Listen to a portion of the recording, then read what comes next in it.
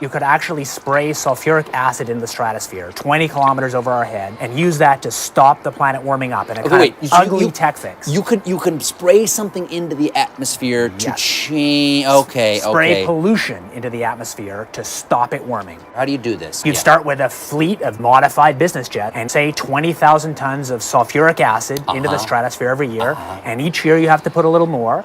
And this doesn't, in the long run, mean that you can forget about cutting emissions. We will need to rein in emissions. No, we'll get to it eventually. But in the meantime, we're shrouding the Earth in sulfuric acid. So people are terrified about talking about this because they're scared that it will prevent us cutting emissions. Right, and also that it's sulfuric acid. We put 50 million tons of sulfuric acid in the air now as pollution, and it kills 1 million people a year worldwide. Okay, but it'll be better if we put more in. We're talking about 1% of that. 1% more, we're just killing 10,000 more people. You can do math. What happens to the sulfuric acid after it's sprayed? Does it just stay up there? No, it rains down, but it's a tiny addition to what we're already doing. Is there any possible way this could come back to bite us in the end? It actually turns out to be an old idea. This was known since President Johnson. You ever look at those planes up there? They have contrails behind them.